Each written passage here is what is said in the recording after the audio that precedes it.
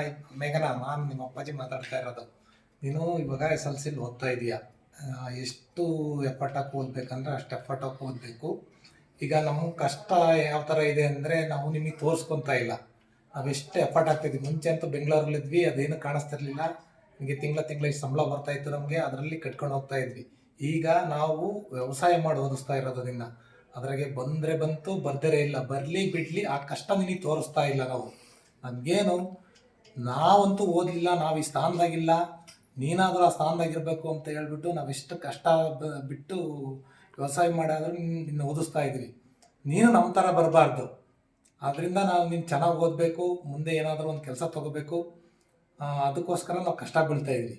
ದಯವಿಟ್ಟು ಚೆನ್ನಾಗಿ ಓದು, ಚೆನ್ನಾಗಿ ಮಾಡು. ನಮ್ಮ ಕಷ್ಟ ಏನೇ ಇರಲಿ ನಾವು ನೋಡ್ಕೊತೀವಿ. ನಿನ್ನ ಓದೋ ಕರ್ತವ್ಯ ನಿಂದು. ಇಷ್ಟು ಹೇಳಿ ನಿನ್ನ ಮುಂದೆ ಚೆನ್ನಾಗೇ ಇರಬೇಕು. ಯಾವುದಾದ್ರೂ ಒಂದು ಕೆಲಸ ತಗೊಂಡು ಅಟ್ಲೀಸ್ಟ್ ನಮ್ಮನ್ನಾದರೂ ಸ್ವಲ್ಪ ನೋಡ್ಕೊಳ್ಳೋ ಥರ ಇದನ್ನು ಮಾಡ್ಕೊಂಡು ಮುಂದೆ ಇದನ್ನು ಮಾಡೋ. ಚೆನ್ನಾಗಿ ಓದು, ಇಷ್ಟು ಹೇಳಬಲ್ಲೆ. ನಮ್ದು ಏನೇ ಕಷ್ಟ ಆಗಲಿ, ಕಷ್ಟ ಬೀಳೋದು ನೀನು ಕಾಣ್ತಾ ಇದೆ ಕಣ್ಣಿಗೆ. ನಾವು ಎಷ್ಟು ಎಫರ್ಟ್ ಹಾಕ್ತೀವಿ, ನಮ್ಗೆ ಏನೇ ನೋವು ಇರಲಿ, ನಾವೆಲ್ಲ ಕಷ್ಟ ಬೀಳೋದು ನಿಮಗೋಸ್ಕರನೇ.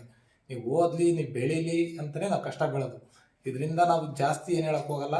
ಚೆನ್ನಾಗಿ ಓದಿ, ಚೆನ್ನಾಗಿ ಬೆಳಿ, ನಮ್ಮನ್ನು ಒಳ್ಳೆ ಕೆಲಸ ಮಾಡಿ, ನಮ್ಮನ್ನು ಚೆನ್ನಾಗಿ ನೋಡ್ಕೊ. ಆಮೇಲೆ ನಾನು ನಿಮ್ಮಮ್ಮ ಮಾತಾಡ್ತಿರೋದು. ನಮ್ಮ ಕನಸೇನು ನೀನು ಚೆನ್ನಾಗಿ ಓದ್ಬೇಕು ಅನ್ನೋದು ಅಷ್ಟೇನ. ಎಲ್ಲ ನೋಡಿದ್ಯಾ ನಮ್ಮ ಕಷ್ಟ ಏನಂತನ. ಕಷ್ಟ ಎಲ್ಲ ನೋಡಿ ಇವಾಗ ಚೆನ್ನಾಗಿ ಓದ್ಬೇಕಷ್ಟೇ ನೀನು.